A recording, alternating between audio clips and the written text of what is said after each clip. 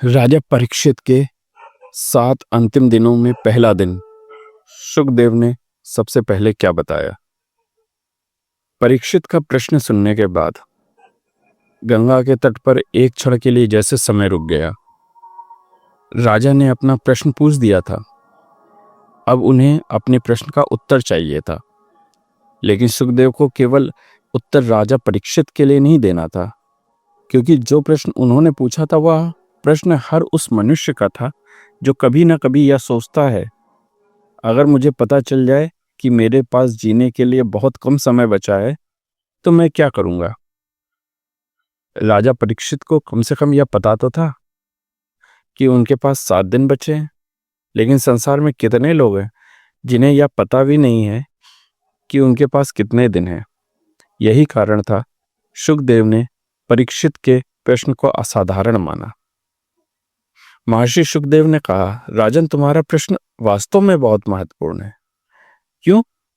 क्योंकि संसार में अधिकांश लोग मृत्यु के प्रश्न को टालते रहते हैं। मनुष्य सुबह उठता है, अपने काम में लग जाता है, धन कमाता है, परिवार संभालता है, अपनी इच्छाओं के पीछे भागता है, फिर रात होती है और अगले दिन वही जीवन दोबारा शुरू हो जाता है। लेकिन कोई बहुत कम ही रुककर पूछता है, मैं यह सब क्यों कर रहा हूं? और इससे भी बड़ा प्रश्न, जब यह सब जीवन समाप्त हो जाएगा तब मेरे साथ क्या क्या जाएगा? परीक्षित के सामने अब यह प्रश्न टालने का कोई अवसर नहीं था। उनके पास 7 दिन थे और इन 7 दिनों में उन्हें एक ऐसी चीज करने के लिए मजबूर कर दिया जिसे संसार के अधिकांश लोग पूरी जिंदगी टालते रहते हैं, अपने जीवन के वास्तविक उद्देश्य के बारे में सोचना। शुकदेव ने कहा, यदि मृत्यु निकट हो तो मनुष्य को अपनी सारी शक्ति उस चीज में नहीं लगानी चाहिए जो मृत्यु के साथ समाप्त हो जाएगी। उसे उस सत्य की ओर मुड़ना चाहिए जो शरीर से परे है।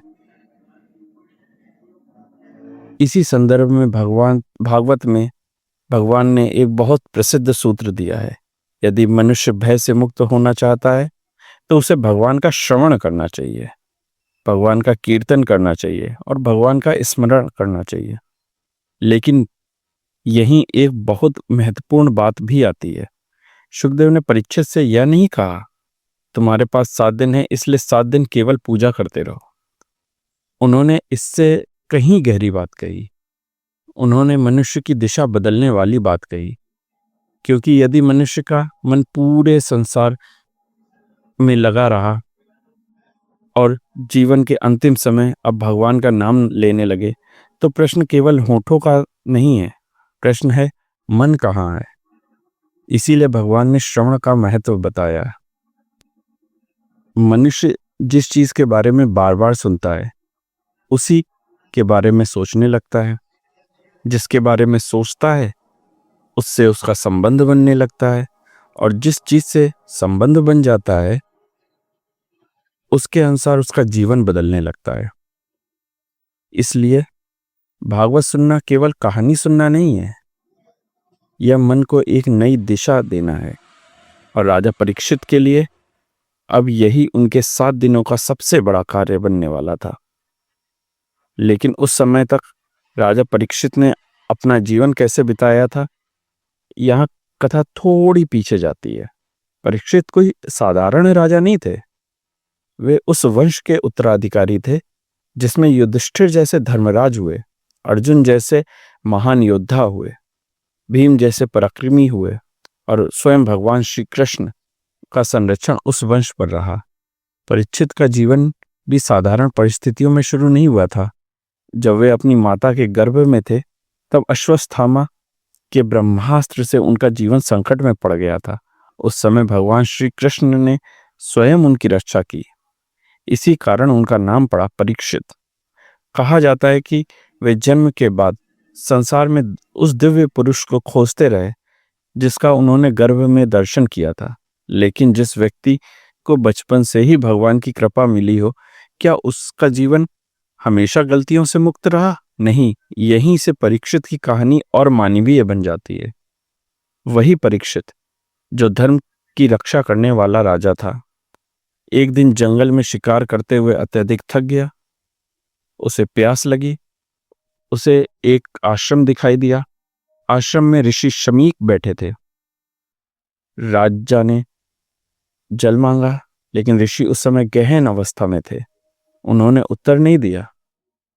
राजा ने इसे अपना अपमान समझ लिया और क्षणिक क्रोध में उन्होंने एक मृत सर्प उठाकर ऋषि के गले में डाल दिया। बस इतनी सी घटना थी, लेकिन इस छोटी सी घटना ने राजा का पूरा जीवन बदल दिया। जब परीक्षित को अपने कर्म का बोध हुआ तो उन्होंने ये नहीं कहा कि मैं राजा हूं, मुझे कोई दंड नहीं दे सकता। नहीं, उन्होंने अपने अपराध को स्वीकार किया, और जब उन्हें श्राप का पता चला तो उन्होंने उसे भी अपने कर्म का परिणाम मानकर स्वीकार किया। यहीं से परीक्षित का चरित्र हमारे सामने एक अलग रूप में आता है, क्योंकि मनुष्य की महानता केवल इस बात में नहीं है कि वह गलती ना करे। कभी कभी असली महानता इसमें होती है कि गलती हो जाने के बाद वह उसके सामने खड़ा होने का साहस करे। परीक्षित ने यही किया। उन्होंने भागने के बजाय अपने जीवन का अंतिम निर्णय लिया। अब वापस आते हैं गंगा के तट पर। महर्षि शुकदेव के सामने बैठा वही राजा अपनी पूरी कहानी सुना चुका था। उसे पता था कि मृत्यु क्यों आने वाली है, लेकिन अब उसके पास एक और अवसर था। वह अपने अंतिम 7 दिनों को व्यर्थ भी कर सकता था और उन्हें अपने जीवन का सबसे महत्वपूर्ण समय भी बना सकता था। उसने दूसरा रास्ता चुना। शुकदेव ने आगे भगवान के श्रवण और स्मरण की महिमा समझाई, लेकिन तभी कथा केवल परीक्षित की नहीं रह जाती, वह हमारे जीवन में प्रवेश कर जाती है। क्योंकि सोचिए, अगर हमें आज पता चल जाए कि हमारे पास केवल 7 दिन है, तो हम क्या वही चीजें करेंगे जो आज कर रहे हैं? क्या हमें अगले सप्ताह की चिंता होगी? क्या छोटी छोटी बातों पे हम बहस करेंगे? क्या किसी की कही हुई एक बात पर घंटों गुस्सा आएगा? क्या हम केवल यह सोचेंगे कि और पैसा कमाया जाए? या हम अपने जीवन के उन प्रश्नों की ओर लौटेंगे जिन्हें हमने वर्षों से दबा रखा था? परीक्षित की कथा हमें यहीं रोकती है। वह हमें डराती नहीं है, वह पूछती है, अगर समय सच में सीमित है तो तुम उसे कहां लगा रहे हो? लेकिन सुखदेव की शिक्षा केवल इतनी ही नहीं थी कि दुनिया छोड़ दो। उन्होंने राजा को कथा सुनाई। क्यों? क्योंकि मन को खाली नहीं किया जा सकता। यदि मन से संसार की आसक्ति कम करनी है तो मन को किसी ऊंची चीज से जोड़ना होगा, और इसीलिए भगवान की कथा, नाम, गुण, रूप, लीला और भगवान से जुड़ी स्मृतियां, यही धीरे धीरे मन को दूसरी दिशा में ले जाती है। अब राजा परीक्षित के 7 दिनों का वास्तविक अर्थ समझिए। पहला दिन उनका राज्य नहीं था, दूसरा उनकी सेना नहीं थी, तीसरा उनका राजसी जीवन नहीं था। उनके पास केवल एक चीज थी, श्रवण, और सामने थे सुखदेव। राजा सुनते रहे, प्रश्न पूछते रहे, और हर उत्तर के साथ उनकी मृत्यु का भय कम और परम सत्य को जानने की इच्छा अधिक होती गई। लेकिन यहीं एक बहुत बड़ा रहस्य छुपा है। राजा परीक्षित के पास 7 दिन थे, लेकिन सुखदेव के पास कितना समय था? क्या उन्होंने कहा, राजा, मैं पहले तुम्हें जीवन का पूरा दर्शन समझाता हूं, फिर कथा शुरू करेंगे? नहीं, क्योंकि समय कम था, और इसलिए भागवत की कथा सीधे उस मूल्य सत्य की ओर बढ़ती है जिसे जानना आवश्यक है। अब सुखदेव ने परीक्षित को बताया कि जिस परम सत्य की खोज ऋषि मुनि करते हैं उसे अलग अलग दृष्टियों से ब्रह्म, परमात्मा और भगवान के रूप में जाना जाता है। लेकिन यह चर्चा केवल दर्शन नहीं थी, इसके पीछे एक बड़ा प्रश्न था।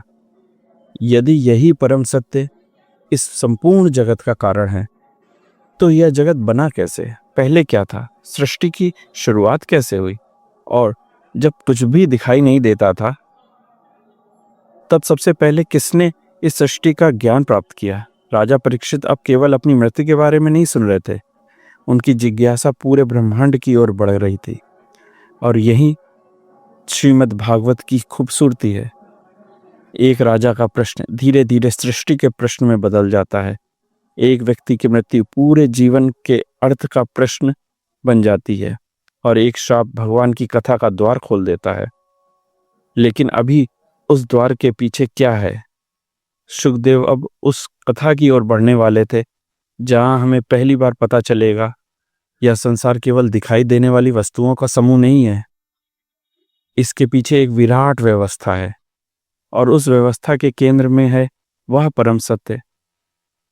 फिर कथा हमें ले जाएगी उस समय में जब सृष्टि अभी प्रकट नहीं हुई थी, ना पृथ्वी, ना आकाश, ना मनुष्य, ना देवता और ना ही वह संसार जिसे हम आज जानते हैं। फिर एक कमल प्रकट होता है। उस कमल पर एक दिव्य पुरुष प्रकट होते हैं। वे चारों ओर देखते हैं लेकिन उन्हें यह पता भी नहीं होता कि मैं कौन हूँ। वह है ब्रह्मा। और यहीं से श्रीमद् भागवत हमें सृष्टि के सबसे बड़े रहस्य के भीतर ले जाने वाली है। लेकिन ब्रह्मा को सृष्टि का ज्ञान कैसे मिला? उन्होंने सबसे पहले क्या देखा? उन्होंने किसकी खोज की? उन्हें केवल 2 अक्षरों का आदेश मिला, तप। और उस एक शब्द ने सृष्टि के इतिहास की दिशा बदल दी, तप। लेकिन किसके लिए, किसकी खोज में? और ब्रह्मा ने जब ध्यान लगाया तो उनके सामने कौन सा दिव्य ज्ञान प्रकट हुआ? अगली कथा में हम राजा परीक्षित के 7 दिनों की कथा से सीधे सृष्टि के आरंभ में प्रवेश करेंगे। ब्रह्मा का जन्म कैसे हुआ? उन्होंने स्वयं को पहली बार कहाँ पाया? कमल की उस डंडी के नीचे क्या था? और उन्हें कहीं उत्तर नहीं मिला तो उन्होंने क्या किया? यहीं से शुरू होगी सृष्टि आरंभ की कथा। और इस बार कथा हमें राजा परीक्षित से उठाकर सीधे ब्रह्मांड के उस रहस्य तक ले जाएगी जहां श्रीमद् भागवत की सबसे अद्भुत कथाओं में से एक शुरू होती है। राधे राधे।